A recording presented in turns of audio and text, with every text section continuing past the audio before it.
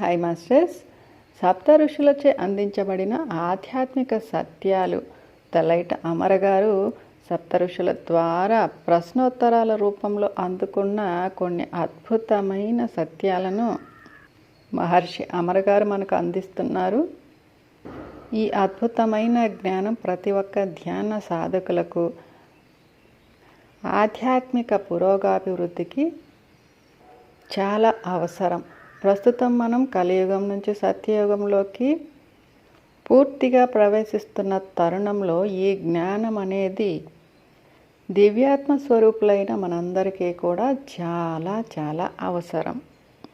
కర్ణాటక బెంగుళూరుకు చెందిన మహర్షి అమర గారు బ్రహ్మర్షి విశ్వామిత్ర గారి శక్తి తరంగాలతో అనుసంధానమై విశ్వ సృష్టి రహస్యాలను తెలుసుకుని సప్తఋషి మండలంతో కలిసి పనిచేసి మనకు ఎన్నో అద్భుతమైన విశేషాలను, ఎన్నో విశ్వ రహస్యాలను అందించడం జరిగింది. ముందు భాగంలో మనం మహర్షి అమర గారి గురించి చాలా అద్భుతమైన విశేషాలను తెలుసుకున్నాం. అది కూడా ప్రతి ఒక్కరూ వినవలసిందిగా కోరుతూ ఆ లింక్ డిస్క్రిప్షన్లో ఇస్తాను.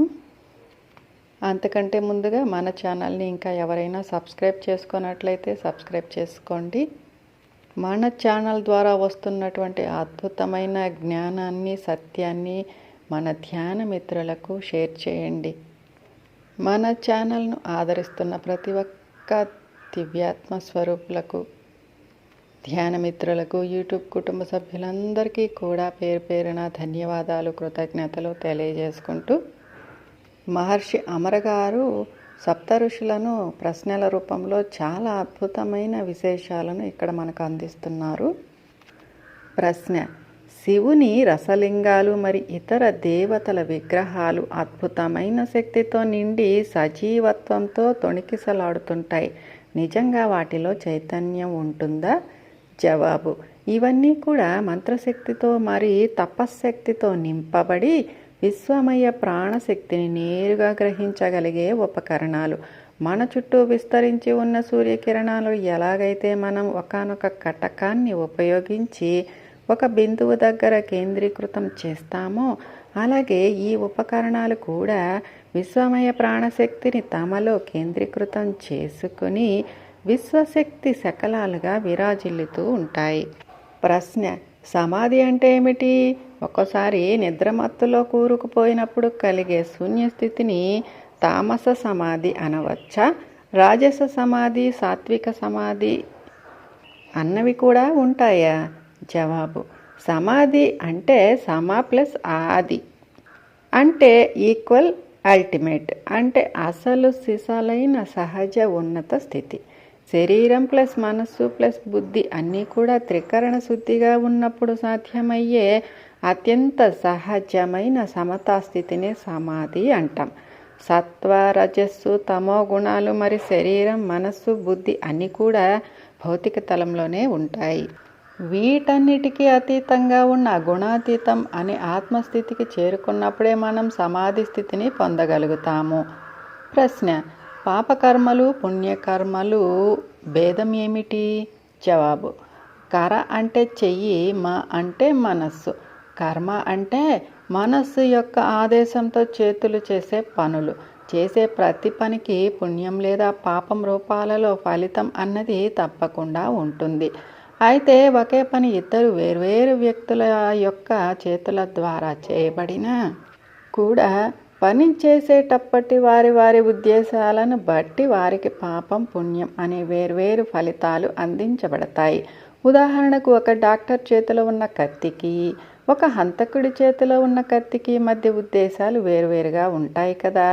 అలాగే పాపం, పుణ్యం అన్నవి భావాలే, కానీ కర్మలను అనుసరించి వాటి ఫలితాలను మనం బాధలుగా స్వీకరిస్తున్నామా లేక సంబరాలుగా జరుపుకుంటున్నామా అన్నది మాత్రం మన ఎంపిక మాత్రమే. కనుక ఫలితాలకు అతీతంగా ప్రతి ఒక్కరూ కర్మలు చేయాలి. రమణ మహర్షి, వివేకానందులు, రామకృష్ణ పరమహంస వంటి ఆధ్యాత్మిక కార్యకర్తలు కూడా అనేక రకాల జబ్బులకు గురి అయ్యారు. అవి వారి కర్మ ఫలితాలు ఎంత మాత్రం కావు. తమ తమ భౌతిక శరీరాలలో మరింత ఎక్కువ కాలం జీవించి ఉండి మానవాళికి మరింత ఎక్కువ సహాయం చేయడానికే వాళ్ళు అలా తమ శిష్యుల కర్మలను తమ పైకి బదలాయించుకుంటూ ఆయా కర్మల యొక్క అనుభవాలను పొందుతూ ఉంటారు. కాబట్టి కర్మ అన్నది మన భౌతిక శరీరాన్ని కొనుక్కోవడానికి పనికి వచ్చే రుసుము.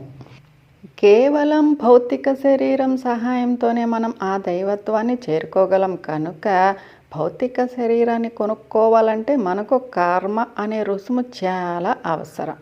ఈ పరమ సత్యాన్ని అర్థం చేసుకున్న నాడు మనకు కర్మ యొక్క గొప్పదనం తెలుస్తుంది. మరి కర్మలలో చెడు కర్మలు మంచి కర్మలు అన్న భేదం లేదని అవగాహనకు వస్తుంది. ప్రశ్న: ఒక్కోసారి కుండలిని శక్తి జాగరణ వల్ల కొందరు అస్వస్థులవుతూ ఉంటారు. ఎందుచేత? కుండలిని వంటి గొప్ప శక్తిని భరించే అవకాశం భౌతిక శరీరానికి లేదా? జవాబు: కుండలిని శక్తి అన్నది ఒకానొక గొప్ప స్వయంచాలిత శక్తి సూత్రం. ఇది ప్రాణమయ కోశంలోని సూక్ష్మ మేరుదండంపై ఉన్న మూలాధార చక్రంలో పరాశక్తి రూపంలో వలయాకారంగా చుట్టలు చుట్టుకొని ఉంటుంది. 5 లేక 6 అడుగుల ఎత్తు ఉన్న మనిషిలో ఇది 27 అడుగుల పరాశక్తి రూపంలో చుట్టలుగా చుట్టుకొని ఉంటుంది. 27 అడుగుల ఎత్తు ఉన్న మనిషి మాత్రమే దానిని భరించగలడు.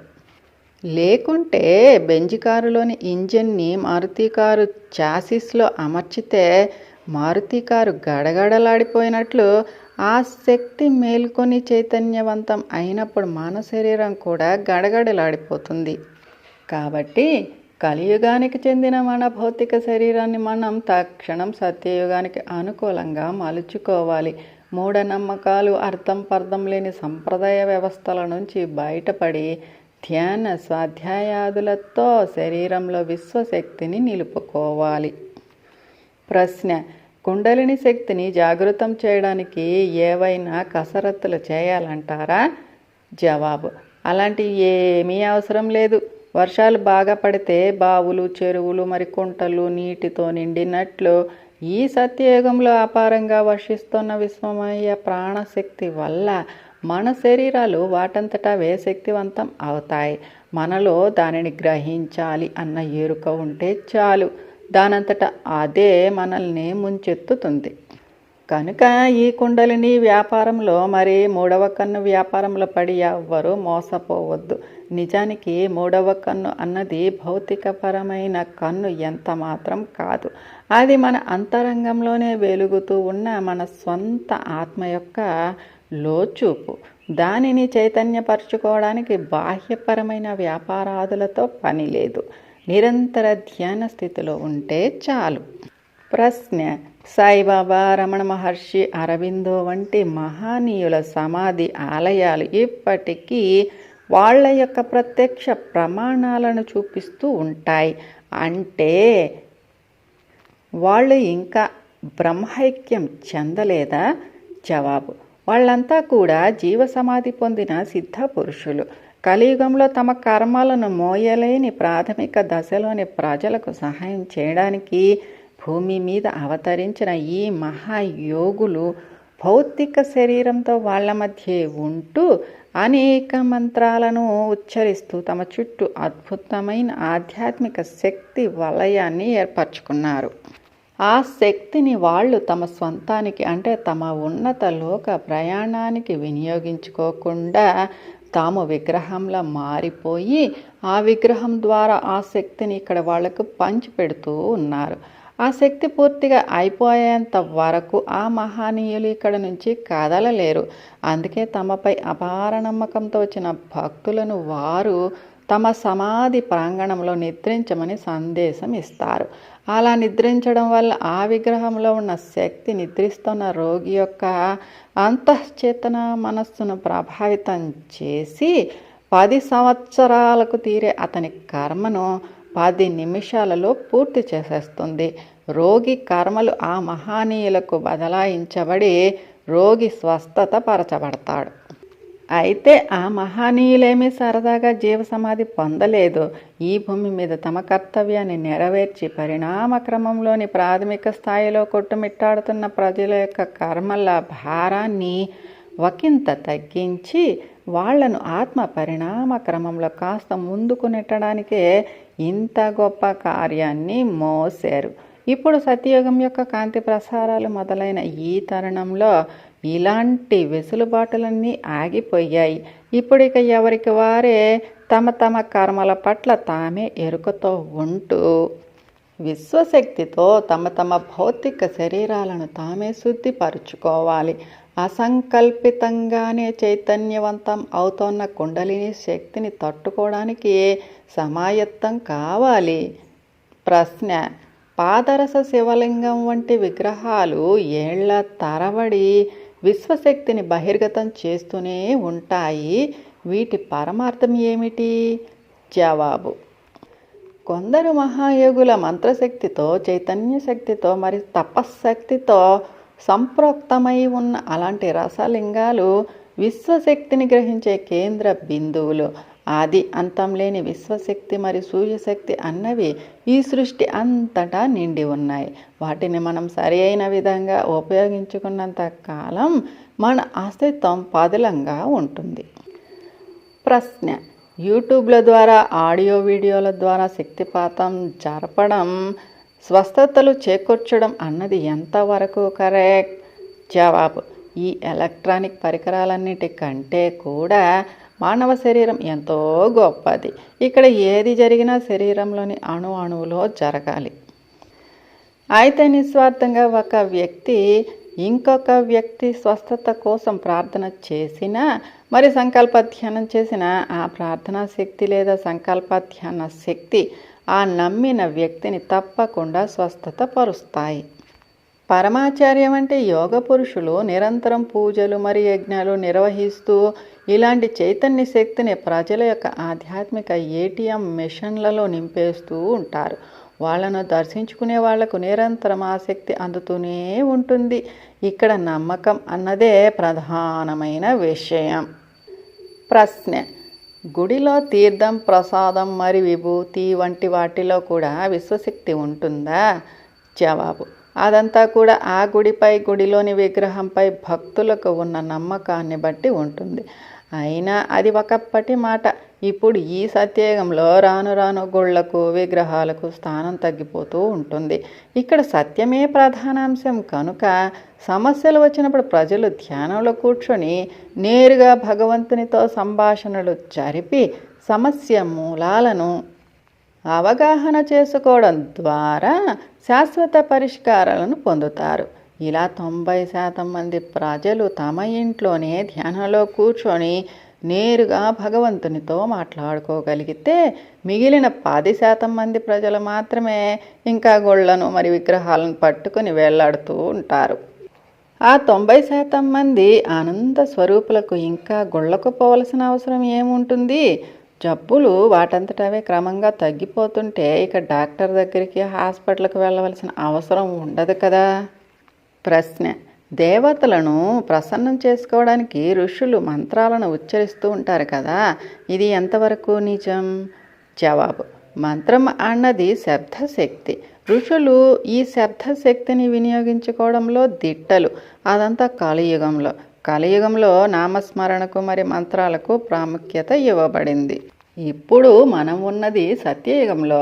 సత్యం తెలుసుకున్న వాళ్ళు కేవలం తమ సంకల్ప శక్తిచే ఆ దివ్య శక్తులతో అనుసంధానం కాగలుగుతారు. కనుక ఇప్పుడిక మంత్రాలు మరి పూజలు వంటి బాహ్య క్రతువులతో పని లేదు. ధ్యానంలో నిశ్చల మనస్కులై శుద్ధ సంకల్పంతో ఏ దైవశక్తినైనా ప్రసన్నం చేసుకోవచ్చు. ప్రశ్న: అయితే ఇప్పుడిక ధ్యానం తప్ప వేరే సాధనలు అవసరం లేదా? జవాబు: ఒక్కొక్క యుగానికి ఒక్కొక్క సాధనా మార్గం ఇవ్వబడింది. అలాగే సత్యయుగానికి యోగం అన్నదే సాధనా మార్గం. యోగం అంటే కలయిక. ఆత్మ మూల తత్వంతో శరీరం మరి మనస్సు కలయిక చెందాలి. అది కేవలం ధ్యానం వల్ల మాత్రమే సాధ్యమవుతుంది. ప్రశ్న: ప్రళయం అంటే? జవాబు: ప్రకృతిలో లయించడం లేదా మార్పు చెందడమే ప్రళయం. ప్రకృతి సదా మార్పు చెందుతూనే ఉంటుంది. నిర్వీర్యమైపోయిన పాత భూభాగాలు భూగర్భంలో లయం కావడం, కొత్త కొత్త నూతన శక్తి ఆవాసాలు వెలికి రావటం అన్నది ప్రళయం ద్వారా ఈ సృష్టిలో జరిగే నిరంతర పరిణామ ప్రక్రియ. ఇందులో అక్కడ ఉండేది మన చైతన్యమే, ఇక్కడ ఉండేది మన చైతన్యమే. ఈ ఆత్మజ్ఞానం మనకు తెలిసినప్పుడు ఎక్కడ ఉన్న ఒకానొక నిపుణుడైన వాహన చోదకుడిలా మన ఆత్మ చైతన్యం మన జీవితాలను చక్కగా నడిపిస్తూనే ఉంటుంది. ప్రశ్న: శరీరంలో శక్తి కేంద్రాలు ఉన్నట్లే ఈ భూమి మీద కూడా కొన్ని శక్తి కేంద్రాలు ఉన్నాయి కదా. ఆయా కేంద్రాల దగ్గరికి వెళ్ళి ధ్యానం చేస్తేనే మన శరీరంలో ఉన్న శక్తి కేంద్రాలు ఉత్తేజితం అవుతాయా? జవాబు: అలాంటిదేమీ ఉండదు. ఎవరు ఎక్కడ కూర్చుని ధ్యానం చేసినా ఫలితం ఒకలాగే ఉంటుంది. మన శరీరంలో హృదయం అనుభూతి కేంద్రం, మెదడు ఆలోచన కేంద్రం, మరి మేరుదండం కార్యనిర్వహణ కేంద్రం. ప్రతిరోజు ప్రాతకాలం వెలువడే సూర్యకిరణాలు ఒకానొక శాస్త్రవేత్త మేరుదండాన్ని తాకితే అవి గొప్ప ఆవిష్కరణలకు కారణభూతం అవుతాయి. ఒకానొక కవి హృదయాన్ని తాకితే అద్భుతమైన సాహిత్యం ఆవిష్కృతం అవుతుంది.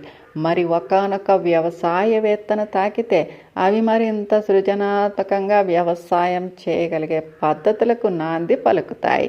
ఇలా ఒకే సూర్యశక్తి వివిధ వ్యక్తులకు వివిధ రకాలైన ఫలితాలను అందజేస్తుంది. 1974 తర్వాత ఈ భూమి మీద జన్మ తీసుకునే వాళ్ళంతా కూడా ఋషి సంతతికి చెందిన దివ్య ఆత్మలు. ప్రపంచపు మాయకు అతీతంగా జీవించే విధంగా ప్రోగ్రాం చేయబడిన మేధో సంపత్తితో మరి కుండలిని చైతన్యంతో ఉండే వీళ్ళంతా కూడా అతి చిన్న వయసులోనే ఈ భూమి మీద గొప్ప గొప్ప అద్భుతాలను సృష్టిస్తుంటారు. వాళ్ళు సూర్యశక్తిని మరింత అద్భుతంగా వినియోగించుకోవడంలో ప్రావీణ్యతను పొంది ఉంటారు. ప్రశ్న: యోగికి అవతార పురుషులకు మధ్య భేదం ఏమిటి? యోగి కష్టసాధ్యమైన తపస్సుతో తనను తాను తప్పింపచేసుకుంటూ పనులు చేస్తుంటే, అవతార పురుషులు మాత్రం అలవోకగా ఇక్కడ పనులు చేసేస్తూ ఉంటారు. జవాబు: అవతార పురుషులంటే ఈ భూమి మీద ఆధ్యాత్మిక పరంగా రాజ్యాంగబద్ధమైన మార్పులు తీసుకుని వచ్చేవాళ్ళు.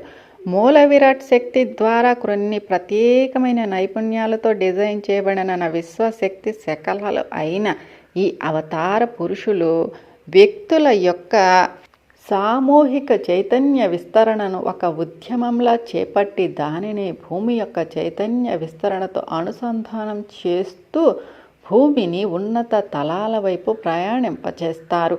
యోగులు అంటే తమ వ్యక్తిగత యోగ సాధనల ద్వారా తాము సొంతంగా లాభపడుతూ కొంత ఇతరులకు కూడా లాభపడే వ్యాపారవేత్తల వంటి వారు. వ్యాపారవేత్తలు ఎప్పుడూ రాజ్యాంగాలను రూపొందించరు, మరి వాటికి సవరణలు చేయరు. కేవలం మేధోశక్తి సంపన్నులు అయిన విద్యార్థికులు మాత్రమే ఆ పని చేయగలరు. అలాగే అవతార పురుషులు కూడా. అవతార పురుషులు మాత్రమే ఈ భూమి మీద ఆధ్యాత్మిక ఉద్యమాలను సృష్టించగలుగుతారు, మరి గొప్ప గొప్ప మార్పులను ఈ భూమి మీద సంభవింపచేయగలుగుతారు. ప్రశ్న: మాయ అంటే ఏమిటి? అందులో నుంచి బయటపడడం ఎలా? జవాబు: మాయ అన్నది సాక్షాత్తు కన్నతల్లి యొక్క మరొక కార్యనిర్వాహక రూపం. ఒక్కోసారి బిడ్డను క్రమశిక్షణలో ఉంచడానికి కన్నతల్లి కఠినంగా వ్యవహరించినట్లు మాయ కూడా ఒక్కోసారి మన భవిష్యత్తు కోసం మనతో కఠినంగా వ్యవహరించవచ్చు. బిడ్డను దండిస్తున్నట్లు కన్నతల్లి నటిస్తుందే కానీ నిజంగా దండించదు కదా. తప్పనిసరి పరిస్థితిలో దండించిన బిడ్డతో పాటు తల్లి కూడా ఏడుస్తుంది. మాయ కూడా అంతే. కనుక మాయ నుంచి బయటపడాలి అన్న ఘర్షణాపూరిత మనస్సు నుంచి ముందు విముక్తి చెంది కన్న తల్లితో వ్యవహరించినట్లు ప్రేమగా మాయను అర్థం చేసుకోవాలి. అప్పుడే మరి అందులోని లాభాలన్నీ ఒక్కొక్కటిగా అనుభవంలోకి వస్తాయి. ప్రశ్న: దివ్యజ్ఞాన ప్రకాశవంతులం అయ్యాక కూడా ఇంకా ఆధ్యాత్మిక సాధనలు చెయ్యాలా? జవాబు: దివ్యజ్ఞాన ప్రకాశవంతులకు అంతా ఆధ్యాత్మికమే. వాళ్లకు ప్రాపంచికత మరి ఆధ్యాత్మికత అన్నవి వేరువేరుగా ఉండవు. నిజానికి ఆధ్యాత్మిక సాధనలు అన్నీ కూడా భగవంతుడిని తెలుసుకోవడం కోసమే. తీరా నేనే భగవంతుడిని అని తెలుసుకున్నాక ఇక సాధనలతో ఏం పని? భగవంతుడిలా ఉంటే సరే. ప్రశ్న: దివ్యజ్ఞాన ప్రకాశంలో వివిధ స్థాయిలు ఉంటాయా? కొన్ని ఆధ్యాత్మిక సంప్రదాయాలలో ఇందుకు గ్రేడింగ్ సిస్టమ్ ఉంటుంది కదా? జవాబు: అవేమీ ఉండవు. దివ్యజ్ఞాన ప్రకాశం పొందిన తర్వాత ఆ దివ్యజ్ఞాన ప్రకాశాన్ని వాళ్ళు ఈ భూమి మీద ఎలా వాస్తవీకరిస్తున్నారు అన్న దానిలోనే వివిధ స్థాయిలు ఉంటాయి. ఉదాహరణ: మనం 3 వ్యక్తులకు తలా 1000 రూపాయల చొప్పున బహుమానం ఇచ్చి ఖర్చు చేసుకోమని చెప్పామనుకోండి. అందులోంచి ఒకడు కొన్ని మొక్కలు కొని భూమిలో నాటవచ్చు, ఇంకొకడు ఆహారం తయారు చేసి ఇతరుల కడుపు నింపవచ్చు, మరొకడు విస్కీ బాటిల్ కొని ఫుల్గా త్రాగేసి పడుకోవచ్చు. అది వారి వారి సంస్కారాన్ని బట్టి ఉంటుంది. దివ్యజ్ఞాన ప్రకాశం కూడా అంతే. మేము మూల విరాట్ నుంచి విడిపడిన ఆ విశ్వశక్తి శకలాలం అని తనని తాము గుర్తుంచుకున్న దివ్యజ్ఞాన ప్రకాశకులకు స్వంత నిర్ణయాలంటూ ఏమీ ఉండవు. అనుక్షణం ఆత్మ ప్రేరణతో వారు తమని తాము తమదైన మూలశక్తికి అనుసంధానించుకుంటూ నిమిత్త మాత్రులుగా దివ్య ప్రణాళికను ఈ భూమి మీద ఆవిష్కరిస్తూ ఉంటారు. ఈ క్రమంలో ఎదురయ్యే మానవమానాలకు వారు ఎంత మాత్రం చాలించరు. ప్రశ్న: దివ్యజ్ఞాన ప్రకాశాన్ని పొందే సమయంలో భౌతికంగా మనకు ఏదైనా వెలుగు లాంటిది కనబడుతుందా? అసలు ఆ క్షణాన్ని గుర్తించడం ఎలా? జవాబు: దివ్యజ్ఞాన ప్రకాశాన్ని పొందడం అంటే మనం అంతా కూడా విశ్వసంఘం యొక్క శాశ్వత సభ్యులం మరియు విశ్వమూల చైతన్యం యొక్క కొనసాగింపులం అన్న నిజ స్థితిని మళ్ళీ గుర్తు తెచ్చుకోవడం అంటే రిమెంబర్.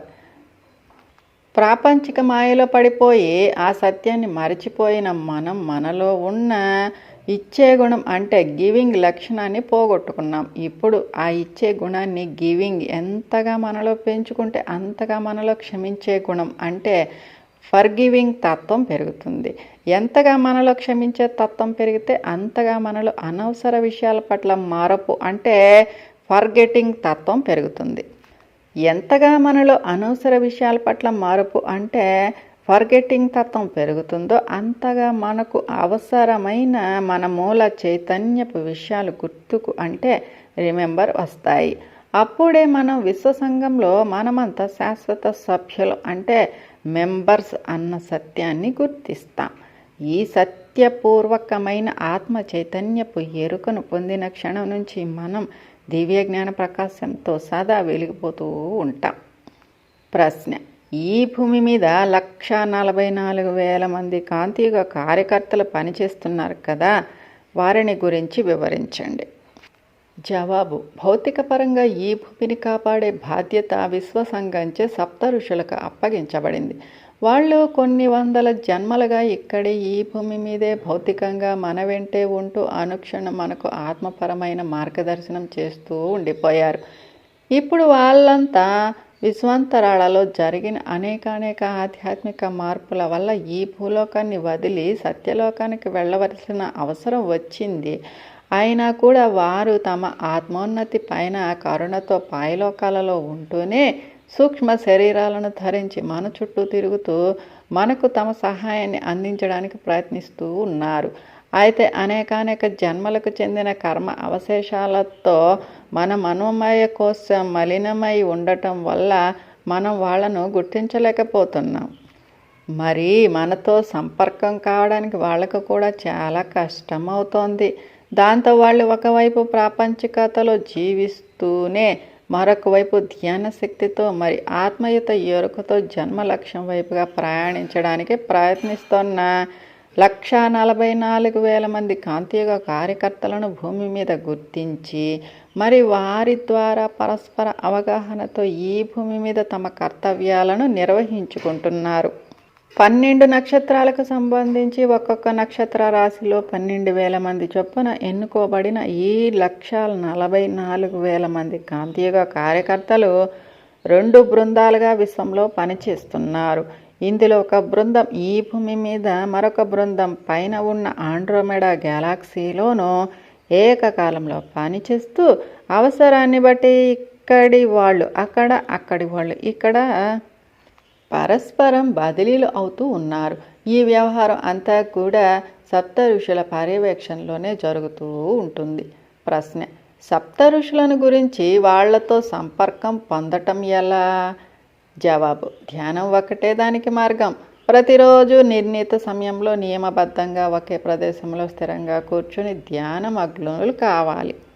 సప్త ఋషులను కలవాలి అన్న సత్సంకల్పంతో కూడిన గాఢ ధ్యాన స్థితిలో ఉన్నప్పుడు మనకు అన్యంగా ఆ గదిలో మరెవరో ఉన్నట్లు సూక్ష్మ ప్రకంపనల ద్వారా అనుభూతి చెందడం జరుగుతుంది. ఆ దివ్య క్షణాలలో మనం ఏ లోకానికి చెందిన సందేశాన్ని అందుకోవాలో ఆ లోకాల నుంచి సప్త ఋషులలో ఎవరో ఒకరు మన దగ్గరికి భౌతికంగా దిగి వచ్చి స్పష్టంగా మనకు తమ సందేశాన్ని అందిస్తారు. వాళ్ళు ఆత్మశక్తి ఎంత గొప్పది అంటే వాళ్ళు మొత్తం మానవాళి యొక్క ఆత్మోన్నతిని ప్రభావితం చేయగలే ఒకే ఒక్క సందేశాన్ని కూడా ఒకే ఒక్క ధ్యాని ద్వారా ప్రకటించగలుగుతారు. ఒకే ఒక్క కాంతియుగ కార్యకర్త ద్వారా ఈ భూమి మీద తమ దివ్య ప్రణాళికను అమలు పరచగలుగుతారు. ప్రశ్న: కుల, మత, లింగ, జాతి భేదాలకు అతీతంగా ఎవరైనా సరే ధ్యానంలో ఉన్నత స్థితిని పొందవచ్చా? జవాబు: పొందవచ్చు. ఇది సత్యయుగం. ఈ యుగంలో ప్రతి ఒక్కరూ సత్యపూర్వకంగా ఉంటారు. ఇక్కడ సత్యానికి అతీతమైన విషయం అంటూ ఏదీ ఉండదు కనుక కుల, మత, లింగ, జాతి భేదాలకు అతీతంగా అందరూ ఆత్మోన్నతిని పొందవచ్చు. సూర్యుడు తమ వెలుగును కుల, మత, లింగ, జాతి భేదాలకు అతీతంగా అందరిపై సమానంగా ప్రసరింపజేసినట్లు దైవత్వం కూడా ఈ యుగంలో అందరికీ అందుబాటులో ఉంటుంది. ప్రశ్న: మరి వర్ణాశ్రమ ధర్మాల మాట ఏమిటి? జవాబు: ప్రజలు భౌతికంగా చేయగలిగే పనులను బట్టి వేదకాలం నుంచి వర్ణాశ్రమ ధర్మం అన్నది ఇప్పటి వరకు చలామణిలో ఉంది. ఇప్పుడు ఈ సత్యయుగంలో ఇలా కుల వృత్తులను బట్టి ఏర్పడిన ఈ ధర్మాలన్నీ తమ తమ ప్రభావాలను కోల్పోయి ప్రవృత్తులను బట్టి ఏర్పడే ధర్మాలు చలామణిలోకి వచ్చాయి. తామసిక, రాజసిక, సాత్విక మరి నిర్గుణ ప్రవృత్తులకు అనుగుణంగా ప్రజలు తమ తమ వృత్తులలో నిమగ్నమై ఉండటం ఈ యుగం యొక్క ప్రత్యేకత. ఇందులో ఏ ఒక్క ప్రవృత్తి కూడా ఇంకొక ప్రవృత్తికి తీసిపోదు. ప్రశ్న: కర్మబంధాల నుంచి విముక్తం చెందాలంటే ఏం చేయాలి? జవాబు: అందుకు అత్యంత సులభమైన మరి ఆచరణీయమైన ఉపాయం ధ్యానం. చేపకు నీటికి మధ్య ఉన్న సంబంధం ఎంత ఖచ్చితంగా ఉంటుందో అంత ఖచ్చితంగా ప్రతి ఒక్కరూ ధ్యానంలో మునిగి తీరాలి.